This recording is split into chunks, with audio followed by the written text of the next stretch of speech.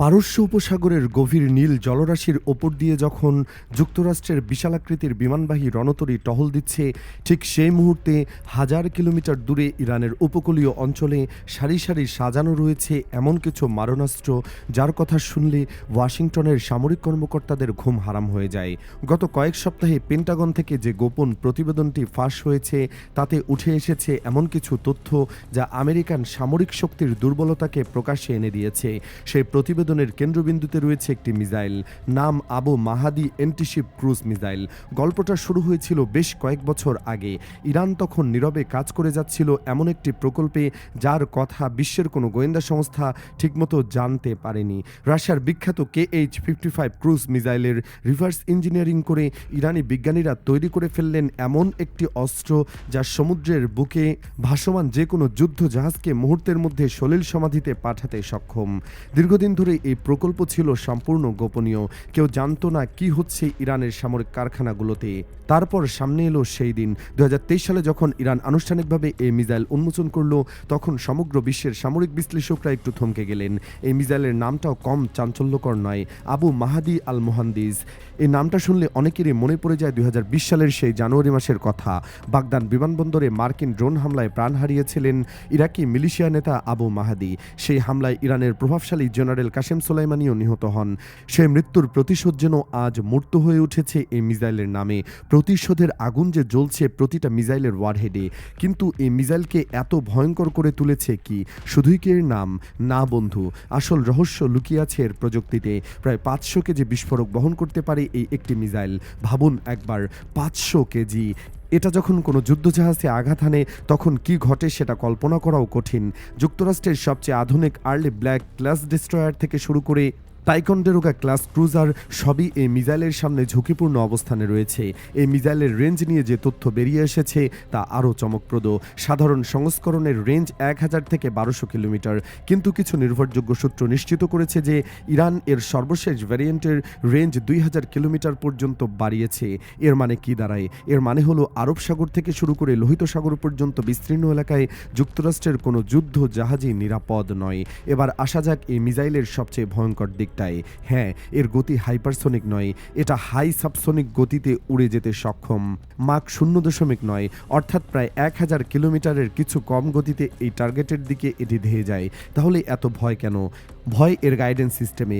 এই মিসাইল যখন তার লক্ষ্যের দিকে এগিয়ে যায় তখন সমুদ্রপৃষ্ঠ থেকে মাত্র 3 ফুট উচ্চতায় উঠতে পারে। 3 ফুট! সমুদ্রের ঢেউয়ের প্রায় ছোঁয়াছুঁয়ি করে যেন এসে উড়ে যায়। এই অবিশ্বাস্য লো অল্টিটিউড ফ্লাইট ক্যাপাবিলিটি মানে কি? এর মানে হলো রাডার সিস্টেম এটাকে ধরতে পারে না। আধুনিক যুদ্ধজাহাজগুলোতে যে SPY রাডার থাকে সেগুলো আকাশের দিকে তাক করা থাকে। সমুদ্রের একেবারে কাছ ঘেঁষে যখন কোনো কিছু উড়ে আসে তখন সেটা ধরা কঠিন হয়ে পড়ে। আবু মাহাদি মিসাইল এই দুর্বলতাকেই কাজে লাগায়। কিন্তু এখানেই শেষ নয়। এই মিসাইলের যে গাইডেন্স সিস্টেম ব্যবহার করা হয়েছে সেটা অত্যন্ত উন্নত মানের। অ্যাক্টিভ রাডার সিকার আছে, artificial intelligence based flight path system আছে, ডুয়াল মোড গাইডেন্স সিস্টেম আছে। এসব প্রযুক্তি মিলে এই মিসাইলকে এমনভাবে তৈরি করা হয়েছে যে ইলেকট্রনিক কাউন্টারিজম বা ECM দিয়ে এটাকে বিভ্রান্ত করা যায় না। যুদ্ধজাহাজগুলো যে জ্যামিং সিস্টেম ব্যবহার করে মিসাইলকে দূরে সরিয়ে দিতে, সেই কৌশল এখানে কাজ করবে না। সবচেয়ে উদ্বেগের বিষয় হলো এই মিসাইলের সংখ্যা। যুক্তরাষ্ট্রের গোয়েন্দা সংস্থাগুলোর হিসাব অনুযায়ী ইরানের কাছে এখন 800 থেকে 900 আবু মাহাদি মিসাইল মজুদ রয়েছে। এটা একটা বিশাল সংখ্যা। এই পরিমাণ মিসাইল ইরান যদি একযোগে আক্রমণ চালায় তাহলে কি হবে সেটা ভাবতেও গা শিউরে ওঠে। পেন্টাগনের সেই গোপন প্রতিবেদনে যা লেখা ছিল সেটা এবার জানা যাক। যুক্তরাষ্ট্র যদি ইরানে হামলা চালায় তাহলে পাল্টা জবাবে কি হতে পারে সেই হিসাব কষা হয়েছে এই প্রতিবেদনে, এবং সেই হিসাবটা মোটেও সুখকর নয় আমেরিকার জন্য। ধরুন, যুক্তরাষ্ট্র তার 11টি বিমানবাহী রণতরীর সবকটিকে একত্র করে ইরানের বিরুদ্ধে অভিযানে পাঠালো। তারপরও 800 মিসাইল সম্মিলিতভাবে হামলা মোকাবেলা করা তাদের পক্ষে প্রায় অসম্ভব। কেন অসম্ভব সেটা বোঝা যাক। ইরানের কৌশলগতভাবে স্তরে স্তরে আক্রমণ করা। প্রথমে আকাশ ছেয়ে যাবে শাহেদ 136 ড্রোন দিয়ে। শুধুমাত্র এই ড্রোনই ইরানের কাছে রয়েছে 80,000-এরও বেশি। এই ড্রোনগুলো যখন ঝাঁকে ঝাঁকে আক্রমণ করবে তখন যুদ্ধজাহাজগুলো তাদের আকাশ প্রতিরক্ষা মিসাইল খরচ করতে হবে এগুলো ঠেকাতে। ধরা যাক শতভাগ সফলতার সাথে যুক্তরাষ্ট্র সব ড্রোন মারল, কিন্তু তখন তাদের মিসাইল ভান্ডার প্রায় শেষ। ঠিক সেই মুহূর্তে আসবে দ্বিতীয় ধাপ, আবু মাহাদি মিসাইলের ঝাঁক।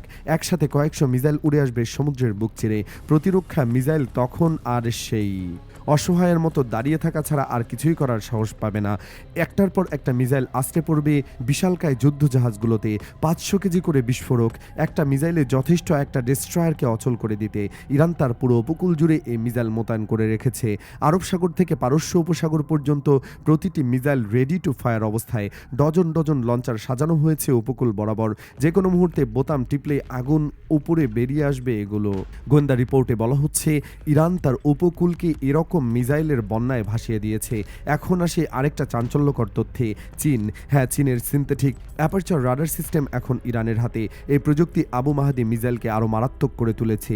যুদ্ধজাহাজগুলো যদি ঘন্টায় 180 কিলোমিটার গতিবেগে জিগজ্যাগ ম্যানুভার করে পালাতে চায়, তারপরও এই মিসাইল 3 থেকে 4 ফুটের মধ্যে নিখুঁতভাবে আঘাত হানতে পারবে। এই অ্যাকুরেসি আগে কেউ বিশ্বাস করতো না, এখন যুক্তরাষ্ট্র নিজেই স্বীকার করে নিয়েছে। এবার আসুন টাকার হিসাব দেখি। যুক্তরাষ্ট্রের একটি বিমানবাহী রণতরের দাম 9 থেকে 10 বিলিয়ন ডলার, একটি ডেস্ট্রয়ারের দাম 1.5 বিলিয়ন ডলার, একটি ক্রুজারের দাম 2 থেকে 2.5 বিলিয়ন ডলার, একটি পারমাণবিক সাবমেরিনের দাম 2.5 থেকে 3 বিলিয়ন ডলার, একটি বিমানবাহী রণতরী এবং তার সাথে থাকা 6-7টি যুদ্ধজাহাজ মিলে মোট মূল্য দাঁড়ায় প্রায় 20 বিলিয়ন ডলার। মানে একটা সম্মিলিত হামলায় যুক্তরাষ্ট্রের 20 বিলিয়ন ডলারের সম্পদ ডুবে যেতে পারে। শুধু আর্থিক ক্ষতি, প্রাণহানির কথা বাদই দিলাম। একটি বিমানবাহী রণতরীতে প্রায় 5,000 সৈন্য থাকে, তাদের পরিবারের কথা কে ভাববে? এই হিসাব যখন পেন্টাগনের কর্তারা করছেন, তখন তাদের কপালে চিন্তার ভাঁজ পড়াটা স্বাভাবিক। এই কারণেই কিন্তু যুক্তরাষ্ট্র এত সতর্ক। এই কারণেই প্রতিটি পদক্ষেপের আগে হাজারবার ভাবতে হচ্ছে তাদের। বিমানবাহী রণতরীগুলো এখন অনেকটাই লোক দেখানো অস্ত্র হয়ে দাঁড়িয়েছে। ইরানের বিরুদ্ধে কিছু একটা করছি এই ভাব দেখানোর জন্যই যেন এগুলো ঘুরছে, কিন্তু সত্যিকারের যুদ্ধে এগুলো কতটা টিকবে সে প্রশ্ন এখন সবার মনে।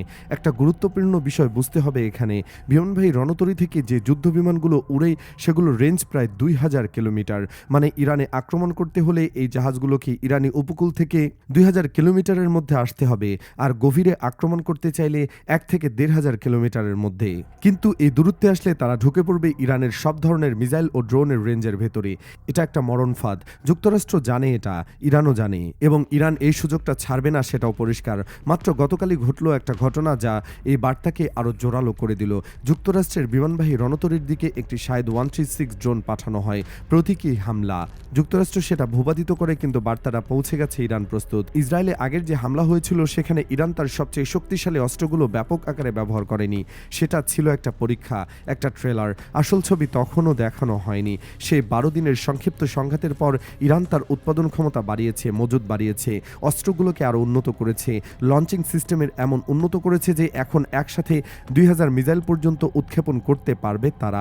ধরুন এই দাবির 70% সত্যি, মানে 1500 মিসাইল যদি একসাথে ছোড়া হয় তাহলে কিভাবে হবে?